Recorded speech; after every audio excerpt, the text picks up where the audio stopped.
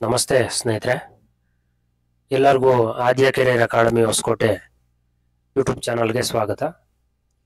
ಯಾರೆಲ್ಲ ಈ video first time ನೋಡ್ತಾ ಇದ್ದಾರೆ ದಯವಿಟ್ಟು ಈ ವಿಡಿಯೋಗೆ ಒಂದು ಲೈಕ್ ಕೊಡಿ, ಶೇರ್ ಮಾಡಿ ಮತ್ತು ಸಬ್ಸ್ಕ್ರೈಬ್ ಮಾಡ್ಕೊಳ್ಳಿ. ಸ್ನೇಹಿತರೆ, ಮುಖ್ಯವಾಗಿ ಈ ಒಂದು ವಿಡಿಯೋನ ಉದ್ದೇಶ ಏನಪ್ಪಾ ಅಂತಂದ್ರೆ ಗೆಸ್ಟ್ ಲೆಕ್ಚರರ್ಸ್ನ ಬಗ್ಗೆ ಕೆಲವೊಂದು ಮಾಹಿತಿ ಇದೆ.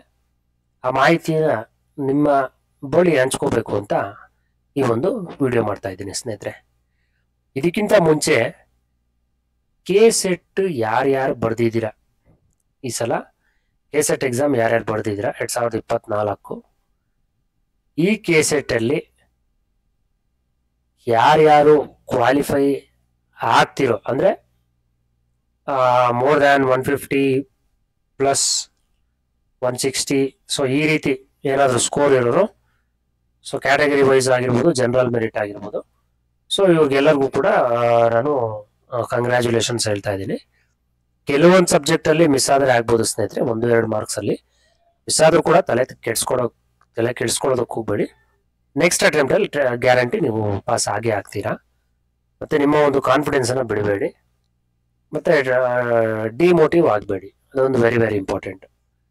ಯಾವ ಫ್ಲೋನಲ್ಲಿ ಓದಿದ್ದೀರಾ ಅದೇ ಫ್ಲೋನಲ್ಲೇ ಓದ್ಕೊಳ್ಳಿ, ಒಳ್ಳೇದಾಗುತ್ತೆ ನಿಜವಾಗ್ಲು. ಓಕೆ, ಈಗ ವಿಷಯಕ್ಕೆ ಬಂದ್ಬಿಡ್ತೀನಿ ಸ್ನೇಹಿತರೆ. ನಾನು ಈಗಾಗಲೇ ಒಂದು ವಿಡಿಯೋ ಮಾಡಿದ್ದೇನೆ. ಆ ಒಂದು ವಿಡಿಯೋ ನಿಮ್ಗಾಗಲೇ ಗೊತ್ತಿದೆ. ಏನಪ್ಪಾ ಅಂತಂದ್ರೆ ಕೆಸೆಟ್ನ ಒಂದು score card, expected cut off ಒಂದು ಸ್ಕೋರ್ ಕಾರ್ಡ್ ಬಿಟ್ಟಿದ್ದೆ. ಅದು ವಿಡಿಯೋ ಆದಮೇಲೆ ನೆಕ್ಸ್ಟ್ ಈಗ ಸ್ಕೋರ್ ಕಾರ್ಡ್ ಅಂದ್ರೆ ಕಟ್ ಆಫ್ ಒಂದು ವಿಡಿಯೋ ಮಾಡಿದ್ದೆ ನಾನು. ಎಕ್ಸ್ಪೆಕ್ಟೆಡ್ ಆಗಿ ಒಂದು ಕಟ್ ಆಫ್ ಎಲ್ಲ ಸಬ್ಜೆಕ್ಟ್ಸ್ಗೂ ಸೇರಿ. ಮತ್ತೆ ಯಾರ್ಯಾರು ಕ್ವಾಲಿಫೈ ಆಗ್ತೀರಾ ಅಂದ್ರೆ ನಿಮ್ಗೆ ಗ್ಯಾರಂಟಿ ಇರುತ್ತೆ. ಕೆಲವ್ರದ್ದು ಈಗ ಫಾರ್ ಎಕ್ಸಾಂಪಲ್ 150 ಮೇಲೆ ಅಂದ್ರೆ 158, 160 ಈ ತರ ಕೆಲವ್ರದ್ದು ಬಂದಿರುತ್ತೆ, 160 ಪ್ಲಸ್ ಈ ತರ. ಸೊ ಅವರೆಲ್ಲ ನೀವು ಬೇಗ ರೆಡಿ ಮಾಡ್ಕೊಂಬಿಡಿ. ಏನಕ್ಕೆ ಅಂತಂದ್ರೆ ಡಾಕ್ಯುಮೆಂಟ್ ವೆರಿಫಿಕೇಶನ್ ವಿಡಿಯೋ ಕೂಡ ಮಾಡಿದ್ದೇನೆ ನಾನು ಲಾಸ್ಟ್ ಇಯರ್ 2023. ಸೇಮ್ ಪ್ರೊಸೀಜರೇ ಫಾಲೋ ಮಾಡ್ತಾರೆ ಸ್ನೇಹಿತರೆ ಡಾಕ್ಯುಮೆಂಟ್ ವೆರಿಫಿಕೇಶನ್ಗೆ. ಎಷ್ಟೋ ಜನ ನನಗೆ ಕಮೆಂಟ್ಸ್ ಕೂಡ ಮಾಡಿದ್ದೀರಾ, ನನ್ನದು ಕಾನ್ವೊಕೇಶನ್ ಮಿಸ್ ಆಗಿದೆ, ಚಲನ್ ಮಿಸ್ ಆಗಿದೆ, ಅಪ್ಲಿಕೇಶನ್ ಮಿಸ್ ಆಗಿದೆ, ಹಾಲ್ ಟಿಕೆಟ್ ಮಿಸ್ ಆಗಿದೆ. ಸ್ನೇಹಿತರೆ, ದಯವಿಟ್ಟು ಒಂದು ಹೇಳ್ತೀನಿ ಕೇಳಿಸ್ಕೊಳ್ಳಿ. ಒಬ್ಬರಿಗೆ ಹಾಗೆ ಜನರಲ್ ಮೆರಿಟ್ ಅಲ್ಲಿ ಏನಾದರೂ ಸೆಲೆಕ್ಷನ್ ಆಗಿದ್ರೆ ನೀವು ತಲೆನೇ ಕೆಡಿಸ್ಕೊಳ್ಳೋಗಿಲ್ಲ. ಡೈರೆಕ್ಟ್ ಆಗಿ ನಿಮ್ಮನ್ನ ಫಸ್ಟ್ ಪ್ರಿಫರೆನ್ಸ್ ನಿಮ್ಗೆ ಡೈರೆಕ್ಟ್ ಆಗಿ ಹೋಗ್ತೀರಾ. ನಿಮ್ಗೆ ಯಾವ ಡಾಕ್ಯುಮೆಂಟ್ಸ್ ಹೇಳಲ್ಲ. ಮೇನ್ ಡಾಕ್ಯುಮೆಂಟ್ ಏನಪ್ಪಾ ಅಂತಂದ್ರೆ ಮಾರ್ಕ್ಸ್ ಕಾರ್ಡ್ಸ್ ಮೇನ್ ಕೇಳ್ತಾರೆ. ಕಾನ್ವೊಕೇಶನ್ ಇಲ್ಲ ಅಂತಂದ್ರೆ ನೀವು ಒಂದು ಲೆಟರ್ ಬರ್ದು ಕೊಡಿ, ಅಪಾಲಜಿ ಲೆಟರ್ ಬರ್ದು ಕೊಡಿ, ಅದು ನಿಮ್ಗೆ ತಲುಪಿಸ್ತೀನಿ ಅಂತೇಳಿ ಅವರು KE ಒಂದು ಲೆಟರ್ ಕೊಡ್ತಾರೆ ನಿಮ್ಗೆ. ಆ ಲೆಟರ್ ತಗೊಂಡೋಗಿ ನೀವು ನಿಮ್ಮ ಯೂನಿವರ್ಸಿಟಿಗಳಲ್ಲಿ ಕೊಟ್ಕೊಳ್ಳಿ. ನಿಮ್ಗೆ ಇಮಿಡಿಯೇಟ್ಲಿ ಒಂದು ಕಾನ್ವೊಕೇಶನ್ ಟೆಂಪ್ರರಿ ಅಂತೇಳಿ ಒಂದು ಕಾನ್ವೊಕೇಶನ್ ಕೊಡ್ತಾರೆ. ಅದನ್ನ ತಗೊಂಬಂದು ಅಂದ್ರೆ ನೀವು ಯೂನಿವರ್ಸಿಟಿಲಿ ಓದಿದಿರಾ ಇಲ್ವಾ, ಕಾನ್ವೊಕೇಶನ್ ತಗೊಂಡಿದ್ದೀರಾ ಇಲ್ವಾ, ಇದ್ರೆ ಸಂತೋಷ. ಇಲ್ಲ ಅಂತಂದ್ರೆ ತಲೆನೇ ಕೆಡ್ಸ್ಕೊಬೇಡಿ.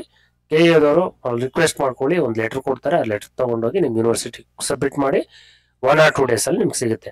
ಆದ್ರೆ ಎಲ್ಲಾ ಪ್ರೊಸೆಸ್ ನೀವು ಬೇಗ ಮಾಡ್ಕೋಬೇಕು ಸ್ನೇಹಿತರೆ, ಓಕೆನಾ. ಈಗ ಫಾರ್ ಎಕ್ಸಾಂಪಲ್ ಕಾನ್ವೆನ್ಷನ್ ಕೇಳ್ತಾರೆ, ಅದಿಲ್ಲ ಅಂತಂದ್ರೆ ಯಾಕೆ ತಲೆನೋವು, ಬೇಗ ತಗೊಂಡ್ ಬಂದ್ಬಿಡ್ರಿ, ಅದು ಒಂದು ಕೆಲಸ ಕ್ಲಿಯರ್ ಆಗುತ್ತೆ. ಮತ್ತೆ ಈ ಒಂದು ಡಾಕ್ಯುಮೆಂಟ್ ವೆರಿಫಿಕೇಶನ್ ಅದು ಪ್ರತ್ಯೇಕವಾಗಿ ಒಂದು ವಿಡಿಯೋ ಮಾಡಿದೆ, ಅದನ್ನ ನೋಡ್ಕೊಳ್ಳಿ ಸ್ನೇಹಿತರೆ. ಈ ವಿಡಿಯೋ ಉದ್ದೇಶ ಏನಪ್ಪಾ ಅಂತಂದ್ರೆ ಗೆಸ್ಟ್ ಲೆಕ್ಚರರ್ಸ್ ಬಗ್ಗೆ ಮಾತಾಡ್ಬೇಕು ಅಂತ ಈ ಒಂದು ವಿಡಿಯೋ ಮಾಡ್ತಾ ಇರೋದು. ನೋಡಿ, ಗೆಸ್ಟ್ ಲೆಕ್ಚರರ್ಸ್ ಬಗ್ಗೆ ಹೇಳೋದಾದ್ರೆ ನಾನು ಕೂಡ 10 to 11 years ಡಿಗ್ರಿ ಕಾಲೇಜಲ್ಲಿ ಆಸ್ ಎ ಗೆಸ್ಟ್ ಫ್ಯಾಕಲ್ಟಿ ಆಗಿ ವರ್ಕ್ ಮಾಡಿರ್ತಕ್ಕಂಥ ಒಬ್ಬ ವ್ಯಕ್ತಿ. ನಾನು ಕಾಮರ್ಸ್ ವಿಭಾಗದಲ್ಲಿ ನಂದು ಕೆಸೆಟ್ ಆಗಿದೆ, ಮತ್ತೆ MBA ಕೂಡ ಆಗಿದೆ. ಬಟ್ MBA ದಲ್ಲಿ ಕೆಸೆಟ್ ಆಗಿಲ್ಲ, ಬಟ್ ಕಾಮರ್ಸ್ ವಿಭಾಗದಲ್ಲಿ ನನಗೆ ಕೆಸೆಟ್ ಕ್ಲಿಯರ್ ಆಗಿದೆ. ಸೊ ನನಗೆ 10 to 11 years experience commerce as A commerce lecturer ಆಗಿ. ಮುಖ್ಯವಾಗಿ ನಿಮ್ಮ ಹತ್ರ ಒಂದು ಶೇರ್ ಮಾಡ್ಕೋಬೇಕು. ಏನಪ್ಪಾ ಅಂತಂದ್ರೆ ಜನವರಿ 13ನೇ ತಾರೀಕು ನಮಗೆ ಅಂದ್ರೆ ಗೆಸ್ಟ್ ಫ್ಯಾಕಲ್ಟೀಸ್ಗೆ ಟೈಮ್ ಕೊಟ್ಟಿದ್ರು. ಅಂದ್ರೆ ಯಾರ್ಯಾರು ಗೆಸ್ಟ್ ಫ್ಯಾಕಲ್ಟೀಸು ಕೆಸೆಟ್ ಕ್ವಾಲಿಫೈ ಆಗಲಿಲ್ಲ ಅಂದ್ರೆ ಅವ್ರಿಗೆ ಯಾರ್ಯಾರು UGC ಎಲಿಜಿಬಲ್ ಮಾಡ್ಕೊಂಡಿಲ್ಲ ಅವರೆಲ್ಲ UGC ಎಲಿಜಿಬಿಲಿಟಿ ತಗೋಬೇಕು KCET ಮಾಡ್ಕೋಬೇಕು, NIT ಮಾಡ್ಕೋಬೇಕು, PhD ಇರಬೇಕು ಅಂತೇಳಿ ಅವರು 3 ಇಯರ್ಸು ನಮಗೆ ಅವಕಾಶ ಕೊಟ್ಟಿದ್ರು BJP ಗೌರ್ಮೆಂಟ್ ಇದ್ದಾಗ. ಆ ಅವಕಾಶ ಅಂತಕ್ಕಂಥದ್ದು ಈ ಜನವರಿ 13ನೇ ತಾರೀಕು ತನಕ ಎಂಡ್ ಆಗುತ್ತೆ ಸ್ನೇಹಿತರೆ. ಈಗ ಎಲ್ಲರೂ ಕೂಡ ತುಂಬಾ ಜನ ಅಪ್ಲಿಕೇಶನ್ ಕಾಲ್ ಫಾರ್ ಮಾಡಲಿ, ಅಪ್ಲೈ ಮಾಡೋಣ, ಆಲ್ರೆಡಿ ಅಪ್ಲೈ ಮಾಡಿದ್ದೀರಾ, ಅದನ್ನ ಗೌರ್ಮೆಂಟ್ ಏನ್ ಮಾಡಿದೆ, ಪೆಂಡಿಂಗ್ ಇಟ್ಟಿದೆ. ಎಜುಕೇಶನ್ ಡಿಪಾರ್ಟ್ಮೆಂಟು DC ಏನ್ ಮಾಡಿದೆ, ಪೆಂಡಿಂಗ್ ಇಟ್ಟಿದೆ. ಏನಕ್ಕೆ ಪೆಂಡಿಂಗ್ ಇಟ್ಟಿದೆ? ವೆರಿ ವೆರಿ ಸಿಂಪಲ್ ಆಗಿ ನಾವು ಹೇಳ್ಬೋದು. ಈಗ ಉನ್ನತ ಶಿಕ್ಷಣ ಸಚಿವರೇನೋ ಹೇಳಿದ್ದಾರೆ, ಏನಂತೇಳಿ 3 ಇಯರ್ಸ್ ಟೈಮ್ ಕೊಟ್ಟಿದ್ವಿ, ಅದು ಜನವರಿ 13ಕ್ಕೆ ಆಗುತ್ತೆ, ಅಲ್ಲಿ ತನಕ ಇರೋರ್ನೇ ನಾವು ಮುಂದುವರ್ಸ್ಬಿಡ್ತೀವಿ, ಅದಕ್ಕೆ ಮುಂದುವರ್ಸಿದ್ದೀವಿ ನಾವು ಅಂತ ಹೇಳಿದ್ದಾರೆ ಸ್ನೇಹಿತರೆ. ಇರ್ಲಿ, ಅವರು ಆ ರೀತಿ ಹೇಳಿರ್ಲಿ. ಬಟ್ ಇಲ್ಲಿ ನಮಗೆ ವೆರಿ ವೆರಿ ಇಂಪಾರ್ಟೆಂಟ್ ಏನಪ್ಪಾ ಅಂತಂದ್ರೆ, court order is very very important. Court order ಹೇಳಿರೋದೇನಪ್ಪ, ಫಸ್ಟ್ UGC ಅವ್ರನ್ನ ತಗೊಳ್ಳಿ, ಆಮೇಲೆ ಎಕ್ಸ್ಪೀರಿಯನ್ಸ್ ಅವ್ರನ್ನ ಕನ್ಸಿಡರ್ ಮಾಡಿ. ಕೋರ್ಟ್ ಆರ್ಡರ್ ಮೇನ್ ಆಗಿ UGC ಎಕ್ಸ್ಪೀರಿಯನ್ಸ್ ಅವ್ರನ್ನ ತಗೊಳ್ಳಿ, ಬಾಕಿಯವ್ರನ್ನೆಲ್ಲ ತೆಗೆದಾಕಿ ಅಂತ ಕೋರ್ಟ್ ಹೇಳಿದೆ. ಇರ್ಲಿ, ಸುಮಾರು ವರ್ಷಗಳು ನನ್ನ ಸ್ನೇಹಿತರು ಪಾಪ ಅವರು ಕೂಡ 15ರಿಂದ 20-25 ವರ್ಷ ವರ್ಕ್ ಮಾಡಿದ್ದಾರೆ. ಅವ್ರದ್ದು ಸಂಸಾರ ಹಾಳಾಗುತ್ತೆ. ಆ ಒಂದು ವಿಷಯದಿಂದ ಕೂಡ ನಾವು ಯೋಚನೆ ಮಾಡ್ಬೇಕಾಗತ್ತೆ. ಹಳಬರು, ತುಂಬಾ ಹಳಬರು, ಅವರು ಅದನ್ನೇ ನಂಬ್ಕೊಂಡು ಆ ಕೆಲಸನೇ ಮಾಡ್ಕೊಂಡು ಪಾಪ ಯಾವ ಫೀಲ್ಡ್ಗೂ ಹೋಗದೆ ಅದೇ ಫೀಲ್ಡ್ ಅಲ್ಲೇ ದುಡ್ಕೊಂಡ್ ಬಂದ್ಬಿಟ್ರು. ಈಗ ಅವ್ರನ್ನ ಬೇರೆ ಫೀಲ್ಡ್ಗೆ ಹೋಗಕ್ಕಾಗಲ್ಲ, ಮತ್ತೆ ಅವ್ರು ಬೇರೆ ಫೀಲ್ಡ್ಗೆ ಹೋದ್ರು ಯಾರು ಸೇರಿಸ್ಕೊಳ್ಳೋದು ಇಲ್ಲ ಅವ್ರನ್ನ. ಯಾಕಂದ್ರೆ ಅವ್ರು ಕನ್ಸಿಡರ್ ಆಗೋಗಿದೆ ಎಕ್ಸ್ಪೀರಿಯನ್ಸ್, 15, 20, 25 ಇಯರ್ಸ್ ಕನ್ಸಿಡರ್ ಆಗೋಗಿದೆ, ಏಜ್ ಕೂಡ ಆಗೋಗಿದೆ ಪಾಪ. ಮತ್ತೆ ಅವ್ರಿಗೆ ಬೇರೆ ಯಾವ್ದಾದ್ರು ಫ್ರೆಶ್ ಆಗಿ ಯಾವ್ದಾದ್ರು ಒಂದು ಒಳ್ಳೆ ಕಂಪ್ನಿಯಲ್ಲಿ ಕೆಲಸ ಮಾಡ್ಕೊಂಡ್ರೆ ಅವ್ರಿಗೆ ಏಜ್ ಕೂಡ ಇಲ್ಲ, ಅಷ್ಟೊಂದು ಎಫಿಷಿಯನ್ಸಿ ಕೂಡ ಇರಲ್ಲ ಅವ್ರಿಗೆ. ಸೊ ಇದೆಲ್ಲ ಪ್ರಾಬ್ಲಮ್ಸ್ ಆಗ್ತಾ ಇದೆ. ಸೊ ಎಲ್ಲ ನಾವೊಂದು ಬದಿಗಿಟ್ಟು ನಾವೇನ್ ಮಾಡ್ಬೇಕು, ಈಗ ಜನವರಿ 13ನೇ ತಾರೀಕು ಏನ್ ಮಾಡ್ತಾರೆ ಅನ್ನೋದೇ ಇಂಪಾರ್ಟೆಂಟ್. ಈಗ ಜನವರಿ 13ನೇ ತಾರೀಕು ಏನ್ ಮಾಡ್ತಾರೆ ಅನ್ನೋದಕ್ಕೆ ಈಗ ಆಲ್ರೆಡಿ ನಡೀತಾ ಇದೆ, ಬೆಳಗಾವಿಯಲ್ಲಿ ಒಂದು ಅಧಿವೇಶನ ನಡೀತಾ ಇದೆ, ಚಳಿಗಾಲದ ಒಂದು ಅಧಿವೇಶನ. ಅಲ್ಲಿ ಗೆಸ್ಟ್ ಲೆಕ್ಚರರ್ಸ್ ಯಾರು ಅಲ್ಲಿ ಸ್ಟ್ರೈಕ್ ಮಾಡ್ತಾ ಇಲ್ಲ ಅಂತ ಮಾಹಿತಿ,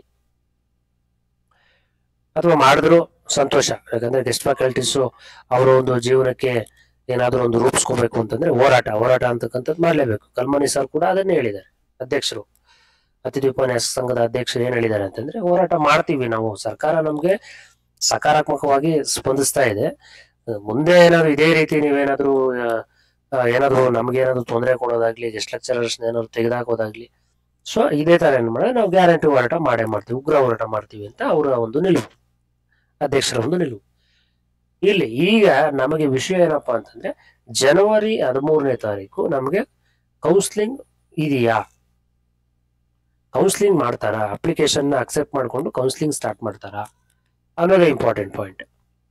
ಈಗ ಇಲ್ಲಿ ವಿಧಾನಮಂಡಲದಲ್ಲಿ ಕೇಳಕ್ ಹೋದ್ರೆ ಉನ್ನತ ಶಿಕ್ಷಣ ಸಚಿವರು ಏನ್ ಹೇಳ್ತಾರೆ ಅಂತಂದ್ರೆ, ಅವ್ರು ಕರೆಕ್ಟ್ ಆಗಿ ರೆಸ್ಪಾನ್ಸ್ ಮಾಡಿಲ್ಲ, ಅವ್ರು ಉತ್ತರ ನೀಡಿಲ್ಲ. ಯಾಕಂತಂದ್ರೆ ಅವ್ರಿಗೆ ಡೌಟ್ ಇದೆ, ಏನ್ ಹೇಳ್ಬೇಕು, ಏನ್ ಮಾಡ್ಬೇಕು. ಈಗ ಸೆಂಟರ್ ಒಂದು, ಈಗ ನದಿಯಲ್ಲಿ ಸೆಂಟ್ರಲ್ ನಿಂತ್ಕೊಂಡಿದ್ದಾರೆ ಅವ್ರು, ಆ ಕಡೆನೂ ಹೋಗಂಗಿಲ್ಲ, ಈ ಕಡೆನೂ ಬರಂಗಿಲ್ಲ, ಆ ಕಡೆನೂ ಡಿಸಿಷನ್ ತಗೊಳಂಗಿಲ್ಲ, ಈ ಕಡೆ ಡಿಸಿಷನ್ ತಗೊಳಂಗಿಲ್ಲ, ಆ ತರ ಆಗೋಗಿದೆ ಈಗ ಅವ್ರು.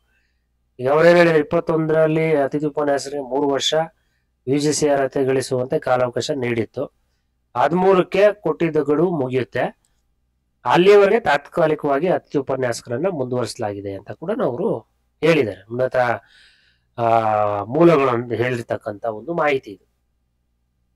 ಸೊ ಈ ಒಂದು ಇನ್ಫಾರ್ಮೇಶನ್ ನಾನು ಪೇಪರ್ ಎಲ್ಲ ನೋಡಿ ಈ ಒಂದು ಮಾಹಿತಿನ ನಿಮ್ಗೆ ಹತ್ರ ಹಂಚ್ಕೋಬೇಕು ಅಂತೇಳಿ ಒಂದು ವಿಡಿಯೋ ನೋಡಿ. ದಯವಿಟ್ಟು ಒಂದು ಮಾತ್ರ ತಿಳ್ಕೊಳ್ಳಿ, ನನ್ನ ಒಂದು ಅನಿಸಿಕೆ ಮತ್ತೆ ನನ್ನ ಒಂದು ಕೊಲೀಗ್ಸ್, ತುಂಬಾ ವರ್ಷಗಳ ಕಾಲ ಕೆಲಸ ಮಾಡಿರ್ತಕ್ಕಂಥ ಮೋಸ್ಟ್ ಸೀನಿಯರ್ ಲೆಕ್ಚರರ್ಸ್ ಹೇಳಿದ ಒಂದು ಮಾಹಿತಿ ಪ್ರಕಾರ, ಜನವರಿ 13ನೇ ತಾರೀಕಿಗೆ 100% ಕೌನ್ಸಿಲಿಂಗ್ ನಡೆಯುತ್ತೆ. ಎಲ್ಲರಿಗೂ ಕೌನ್ಸಿಲಿಂಗ್ ನಡೆಯುತ್ತೆ. ಯಾರ್ಯಾಗ ನಡೆಯುತ್ತೆ? UGC ಅವ್ರಿಗೆ ಫಸ್ಟ್ ನಡೆಯುತ್ತೆ. ಆ ಯುಜಿಸಿಯಲ್ಲಿ ಯಾರು ನಡೆಯುತ್ತೆ ಫಸ್ಟ್, ಅದು ಇಂಪಾರ್ಟೆಂಟ್. UGC ಕ್ವಾಲಿಫೈ ಆಗಿರೋರ್ಗು ಯಾರಿಗ ನಡೆಯುತ್ತೆ ಫಸ್ಟ್ ಕೌನ್ಸಿಲಿಂಗ್ ಅಂದ್ರೆ, ಈಗ ಆಲ್ರೆಡಿ ವರ್ಕ್ ಮಾಡಿರ್ತಕ್ಕಂಥ ಗೆಸ್ಟ್ ಲೆಕ್ಚರರ್ಸ್ ಇದಾರಲ್ವಾ, ವರ್ಕ್ ಮಾಡ್ತಾ ಇರ್ತಕ್ಕಂಥ ಗೆಸ್ಟ್ ಲೆಕ್ಚರರ್ಸು ಹೌದು ನೆಟ್ಟು ಸ್ಲೆಟ್ಟು ಆಗಿರುತ್ತೆ, ಪ್ಲಸ್ ಎಕ್ಸ್ಪೀರಿಯನ್ಸು 1 ಇಯರ್ ಆಗಿರ್ಬೋದು, 2 ಇಯರ್ ಆಗಿರ್ಬೋದು, 3, 5, 10 ಈ ತರ ಇವ್ರಿಗೆ ಫಸ್ಟ್ ಕೌನ್ಸಿಲಿಂಗು, ಫಸ್ಟ್ ಪ್ರಿಫರೆನ್ಸ್ ಅವ್ರಿಗೆ. ಅಂದ್ರೆ ಡಿಪಾರ್ಟ್ಮೆಂಟ್ ಒಳಗಡೆ, ಕಾಲೇಜುಗಳ ಒಳಗಡೆ ಕೆಲಸ ಮಾಡ್ತಾ ಇರೋರಿಗೆ, ನೆಟ್ಟು ಸ್ಲೆಟ್ಟು PhD ಆಗಿರೋರು ವಿತ್ ಸರ್ವಿಸ್ ಇರೋರಿಗೆ ಫಸ್ಟ್ ಪ್ರಿಫರೆನ್ಸ್, ಅವ್ರಿಗೆ ಫಸ್ಟ್ ಕೌನ್ಸಿಲಿಂಗ್. ಅದಾದ ಮೇಲೆ ನೆಕ್ಸ್ಟ್ ಏನ್ ಮಾಡ್ತಾರೆ, ಈಗ ಹೊಸದಾಗ ಅಪ್ಲಿಕೇಶನ್ ಹಾಕಿರ್ತೀರಲ್ಲ ಫ್ರೆಶರ್ಸು ಅವ್ರಿಗೆ ಕೌನ್ಸಿಲಿಂಗ್ ಇರುತ್ತೆ, ಅವ್ರಿಗೆ ಸಪರೇಟ್ ಕೌನ್ಸಿಲಿಂಗ್ ಇರುತ್ತೆ. ಇಲ್ಲ ಒಟ್ಟಿಗೆ ಮಾಡ್ಬೋದು, ಬಟ್ ಫಸ್ಟ್ ಪ್ರಿಫರೆನ್ಸ್ ಇವ್ರು ಕೊಡ್ತಾರೆ ಸ್ನೇಹಿತರೆ, ಕಾಲೇಜಲ್ಲಿ ಕೆಲಸ ಮಾಡ್ತಾ ಇರೋರಿಗೆ, ಎಕ್ಸ್ಪೀರಿಯನ್ಸ್ ಇರೋರಿಗೆ. ಅದಾದ್ಮೇಲೆ ನೆಕ್ಸ್ಟ್ ಪ್ರಿಫರೆನ್ಸ್ ಫ್ರೆಶರ್ಗಳಿಗೆ. ಫ್ರೆಶರ್ಸ್ ಎಲ್ಲ ಮಾಡ್ಕೊಂಡಿರ್ತೀರಲ್ವಾ, ನೆಟ್ಟು ಸ್ಲೆಟ್ಟು ಕೆ ಸೆಟ್ PhD ಎಲ್ಲ ಮಾಡ್ಕೊಂಡಿರ್ತಾರೆ ಫ್ರೆಶರ್ಸು, ಅವ್ರಿಗೆ ಪ್ರಿಫರೆನ್ಸು. ಅದಾದ್ಮೇಲೆ ಉಳಿದಿರ್ತಕ್ಕಂಥ ಪೋಸ್ಟ್ಗಳು ಏನ್ ಮಾಡ್ತಾರೆ, ನೆಟ್ಟು ಸ್ಲೆಟ್ಟು PhD ಏನೂ ಇಲ್ಲದೆ ಸರ್ವಿಸ್ ಮಾತ್ರ ಇಟ್ಕೊಂಡಿರ್ತಾರೆ. ಕೆಲವರು ಸರ್ವಿಸ್ ಮಾತ್ರ ಇಟ್ಕೊಂಡಿರ್ತಾರೆ, ಅವರು 10 ವರ್ಷ, 15 ವರ್ಷ, 25 ವರ್ಷ, 35 ವರ್ಷ ಈ ತರ ಸರ್ವಿಸ್ ಮಾತ್ರ ಇಟ್ಕೊಂಡಿರ್ತಾರಲ್ಲ, ಇವ್ರ ಕೌನ್ಸಿಲಿಂಗ್. ಓಕೆನಾ?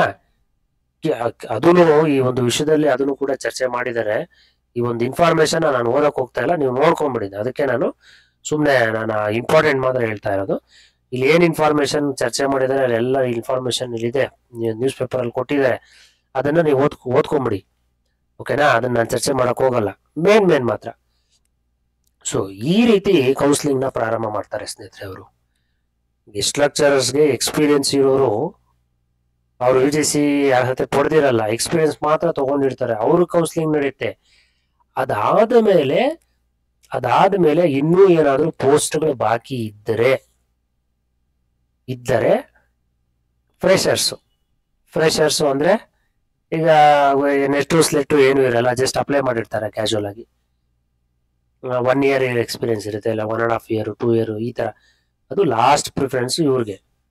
ಸೊ ಫೈನಲ್ ಆಗಿ ನಮಗೆ ಕ್ಲೈಮ್ಯಾಕ್ಸ್ ಏನು ಇಲ್ಲಿ ಅರ್ಥ ಮಾಡ್ಕೋಬೇಕಾಗಿರೋದು, ಫಸ್ಟ್ ಕೌನ್ಸಿಲಿಂಗ್ ನಡೆಯೋದೆ ಡಿಪಾರ್ಟ್ಮೆಂಟ್ ಅಲ್ಲಿ ಅಥವಾ ಕಾಲೇಜುಗಳಲ್ಲಿ ಆಲ್ರೆಡಿ ಕೆಲಸ ಮಾಡ್ತಾ ಇರ್ತಕ್ಕಂಥ UGC ಕ್ವಾಲಿಫೈಡ್ ಆಗಿರ್ತಕ್ಕಂಥ ಗೆಸ್ಟ್ ಲೆಕ್ಚರರ್ಸ್ಗೆ ಮೊದಲನೇ ಪ್ರಿಫರೆನ್ಸು. ವಿತ್ ಎಕ್ಸ್ಪೀರಿಯನ್ಸ್ ಇರುತ್ತೆ ಅವ್ರಿಗೆ, ಅಂತವನ್ನೇ ತಗೊಳ್ಳೋದು. ಓಕೆ? ಅದಾದ ಮೇಲೆ ಮಾಮೂಲಿ ಏನು ಎಕ್ಸ್ಪೀರಿಯನ್ಸ್ ಇಲ್ಲದೆ ನೆಟ್ಟು ಸ್ಲೆಟ್ಟು ಎಲ್ಲ ಮಾಡ್ಕೊಂಡಿರ್ತಾರಲ್ಲ ಫ್ರೆಶರ್ಸ್ಗಳು, ಅವ್ರಿಗೆ ಕೌನ್ಸಿಲಿಂಗ್ ಇರುತ್ತೆ. ಅದಾದ್ಮೇಲೆ ಸರ್ವಿಸ್ ಯಾರ್ಯಾರಿಗಿರುತ್ತೆ ಅವ್ರಿಗೂ ಕೌನ್ಸಿಲಿಂಗ್ ಮಾಡ್ತಾರೆ. ಸೊ ಇಲ್ಲಿ ಕೆಲಸ ಯಾರು ಕಳ್ಕೊತಾರೆ ಅಂತಂದ್ರೆ, ಯಾರಪ್ಪ ಕಳ್ಕೊತಾರೆ ಅಂತಂದ್ರೆ, ಎಕ್ಸ್ಪೀರಿಯನ್ಸ್ ಇಲ್ಲದೆ ಝೀರೋ ಇರುತ್ತಲ್ವ ಎಕ್ಸ್ಪೀರಿಯನ್ಸು, ಇಲ್ಲ ಕೊನೆಯಲ್ಲಿ ಇರ್ತಾರೆ ಅಂತಂದ್ರೆ, ಫಾರ್ ಎಕ್ಸಾಂಪಲ್ 1 ಇಯರ್ ಆಗಿರುತ್ತೆ ಎಕ್ಸ್ಪೀರಿಯನ್ಸ್ ಡಿಗ್ರಿ ಕಾಲೇಜಲ್ಲಿ, 2 ಇಯರ್ ಆಗಿರುತ್ತೆ, ಇಲ್ಲ 3 ಇಯರ್ ಆಗಿರುತ್ತೆ. 4 ಇಯರ್ ಆಗಿರೋರು ಕಳ್ಕೊಳ್ಳೋ ಚಾನ್ಸಸ್ ಇರುತ್ತೆ ಸ್ನೇಹಿತರೆ, ಹೇಳಕ್ಕಾಗಲ್ಲ. ಯಾಕಂತಂದ್ರೆ ಡಿಗ್ರಿ ಕಾಲೇಜಲ್ಲಿ ಸೀನಿಯರ್ಗಳಿಗೆ ಏನು 1, 2, 3 ವರ್ಷ ಅಲ್ಲಪ್ಪ, ತುಂಬಾ ವರ್ಷಗಳು ಅವ್ರಿಗೆ ಎಕ್ಸ್ಪೀರಿಯನ್ಸ್ ಆಗೋಗಿದೆ. ಆ ಒಂದು ಎಕ್ಸ್ಪೀರಿಯನ್ಸ್ ಆಗೋಗಿರೋರು ಅವ್ರಿಗೆ ಪ್ರಿಫರೆನ್ಸ್ ಕೊಡ್ಬೇಕಾಗುತ್ತೆ ಇಲ್ಲಿ ಸರ್ಕಾರ. ಓಕೆ?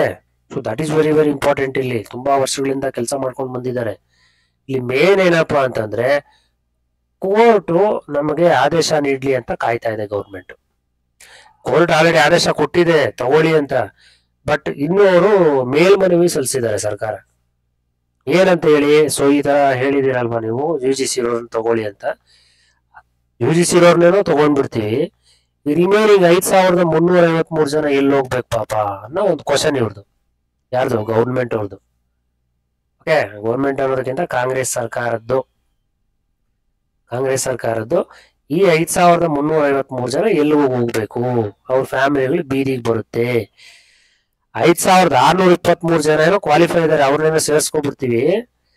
ಟೋಟಲ್ ಔಟ್ ಆಫ್ 10,976 ಅಲ್ಲಿ ಈ 5623 ಜನ ಏನೋ ಕ್ವಾಲಿಫೈ ಇದಾರೆ, ಇವ್ರ ಕೆಲಸ ಕೊಟ್ಬಿಡ್ತೀವಿ ನಾವು. ಇನ್ನು ಉಳಿದ 5353 ಜನ ಎಲ್ಲಿಗೆ ಹೋಗ್ಬೇಕು?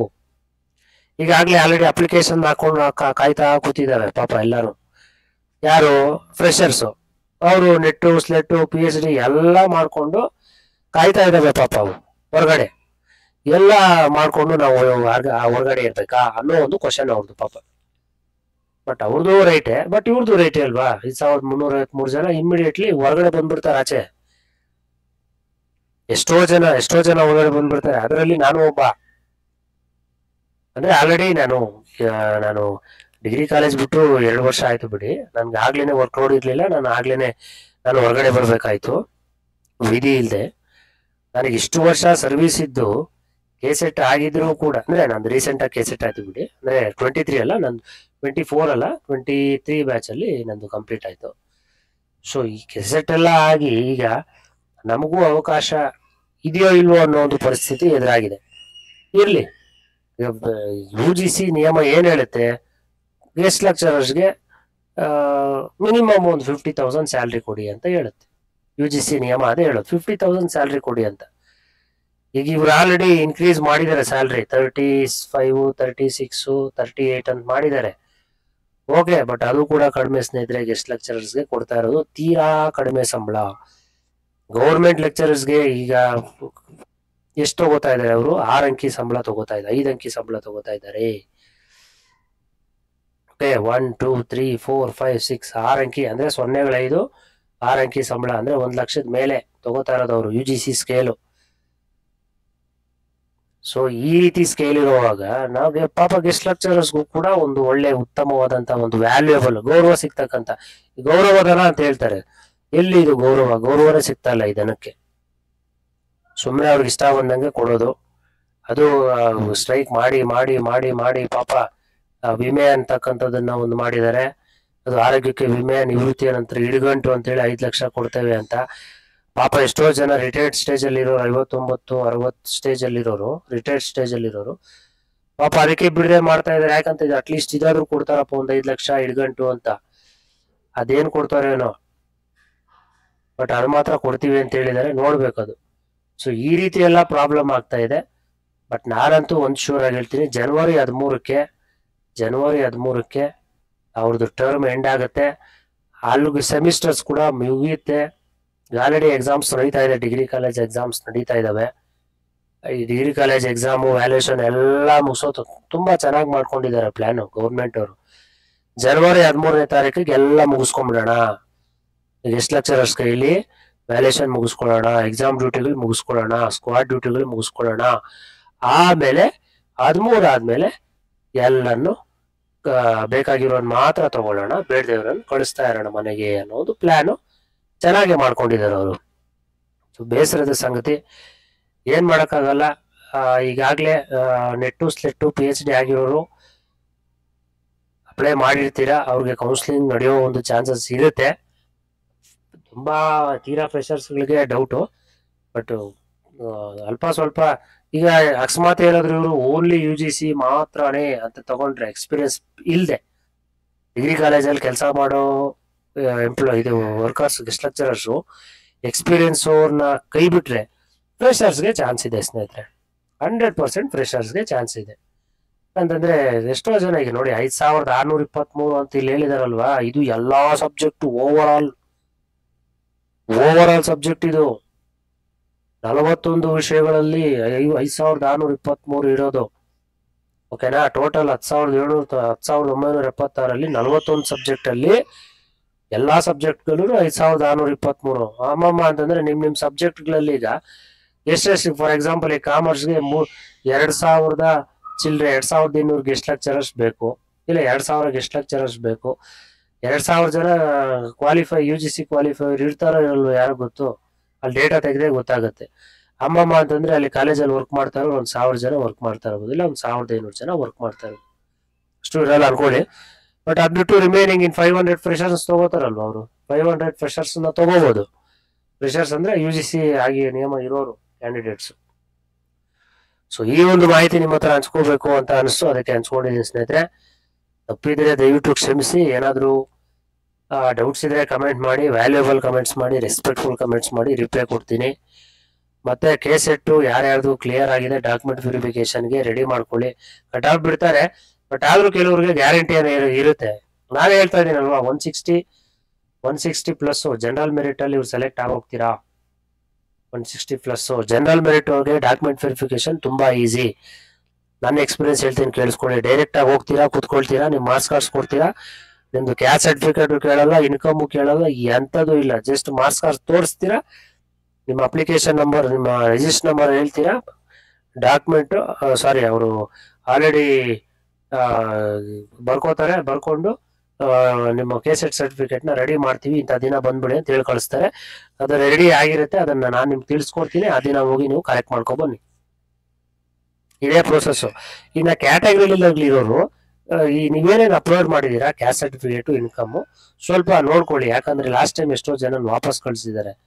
ಲಾಸ್ಟ್ ಟೈಮ್ ಡಾಕ್ಯುಮೆಂಟ್ ವೆರಿಫಿಕೇಶನ್ ಅಲ್ಲಿ ಪಾಪ ಮಂಗಳೂರಿಂದ ನನಗೆ ಕಾಲ್ ಮಾಡಿದ್ರು, ಈ ತರ ನಂದು ಪ್ರಾಬ್ಲಮ್ ಆಗಿದೆ, ನಾನು ಅಪ್ಲೈ ಮಾಡ್ಬೇಕಾದ್ರೆ ಒಂದು ಹಾಕಿದ್ದೀನಿ, ಈ ತರ ಒರಿಜಿನಲ್ ಅಲ್ಲಿ ಒಂದಿದೆ ಅಂತ. ಸೊ ಆ ತರ ಎಲ್ಲ ಪ್ರಾಬ್ಲಮ್ ಮಾಡ್ಕೊಳ್ಳೋದಕ್ಕೆ ಹೋಗ್ಬೇಡಿ. ಅಲ್ಲೇನಿದೆಯೋ ಅದನ್ನ ಅಪ್ಲೈ ಮಾಡಿರ್ತೀರಲ್ಲ ಅದನ್ನ ತಗೊಂಡೋಗಿ ಕ್ಯಾಸ್ಟ್ ಸರ್ಟಿಫಿಕೇಟ್, ಇನ್ಕಮ್ ಸರ್ಟಿಫಿಕೇಟ್ ಕ್ಯಾಟಗರಿಯಲ್ಲಿ ಸೆಲೆಕ್ಟ್ ಆಗಿರೋದು ಇರ್ಲೇಬೇಕಪ್ಪ. ಯಾಕಂತಂದ್ರೆ ಅವ್ರು ಕೇಳ್ತಾರೆ, ಕ್ಯಾಟಗರಿಯಲ್ಲಿ ಸೆಲೆಕ್ಟ್ ಆಗಿದ್ರೆ that is very very important. ಏನಾದ್ರು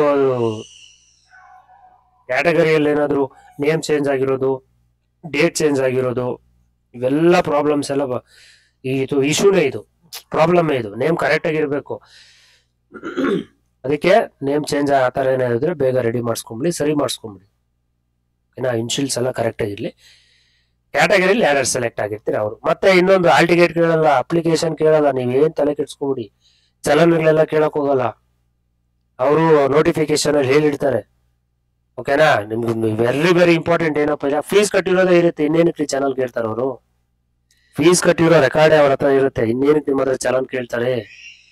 ಅವೆಲ್ಲ ಇಂಪಾರ್ಟೆಂಟ್ ಅಲ್ಲ. ಇಂಪಾರ್ಟೆಂಟ್ ಏನಪ್ಪಾ ಅಂತಂದ್ರೆ ನಿಮ್ಮ ಅಪ್ಲಿಕೇಶನ್ ನಂಬರು, ನಿಮ್ ರಿಜಿಸ್ಟ್ರೇಷನ್ ನಂಬರು, ಮತ್ತೆ ಮಾರ್ಕ್ಸ್ ಕಾರ್ಡ್ಸ್ ತುಂಬಾ ಇಂಪಾರ್ಟೆಂಟ್ ಆಗುತ್ತೆ. SLC ಮಾರ್ಕ್ಸ್ ಕಾರ್ಡ್ ಇಂದ PG ಮಾರ್ಕ್ಸ್ ಕಾರ್ಡ್ಸ್ವರೆಗೂ ತುಂಬಾ ಇಂಪಾರ್ಟೆಂಟ್. ಕಾನ್ವರ್ಸೇಷನ್ ತಗೊಂಡೋಗಿರಿ. ಮತ್ತೆ ಇನ್ನೊಂದು ಏನಪ್ಪಾ ಅಂತಂದ್ರೆ ಕ್ಯಾಸ್ಟ್ ಇನ್ಕಮ್ ಕಂಪಲ್ಸರಿ ಇರ್ಲೇಬೇಕಪ್ಪ, ಕ್ಯಾಟಗರಿಯಲ್ಲಿ ಸೆಲೆಕ್ಷನ್ ಆಗಿರೋರು. ಈ SC ST ಗಳು ತುಂಬಾ ಇಶ್ಯೂ ಇದೆ ಪಾಪ. ಕೆಲವರು ಅಪ್ಲೈ ಮಾಡ್ಬಿಟ್ಟಿರ್ತಾರೆ, ಡೇಟ್ ಆಗೋಗಿರೋ ಕ್ಯಾಸ್ಟ್ ಸರ್ಟಿಫಿಕೇಟ್ ಅಪ್ಲೈ ಮಾಡ್ಬೇಕು, ಎಲ್ಲ ಬೇಡ. ಅದಕ್ಕೆ ಅಂತಾನೆ ನಾವೇನ್ ಮಾಡಿದ್ರೆ ಡೇಟ್ ಆಗಿರೋ ಕ್ಯಾಸ್ಟ್ ಸರ್ಟಿಫಿಕೇಟ್ ಅಪ್ಲೈ ಮಾಡಿಸಕ್ಕೆ ಬಿಟ್ಟಿಲ್ಲ ಈ ಸಲ. ಸೊ ಎಲ್ಲ ಮಾಡಿದ್ದಾರೆ. ಸೊ ಇಷ್ಟೊತ್ತು ಪೇಷನ್ಸ್ ಇಂದ ವಿಡಿಯೋ ಕೇಳಿದಕ್ಕೆ ದಯವಿಟ್ಟು ನಾನು ನಿಮ್ಗೆ ಒಂದು ವಂದನೆಗಳನ್ನ ಹೇಳ್ತಾ ಇದ್ದೀನಿ. ಏನಾದ್ರು ನೋಡ್ಸಿದ್ರೆ ಕಮೆಂಟ್ ಮಾಡಿ ಸ್ನೇಹಿತರೆ, ನಾನು ರಿಪ್ಲೈ ಮಾಡ್ತೀನಿ. ಥ್ಯಾಂಕ್ ಯು ಸ್ನೇಹಿತರೆ.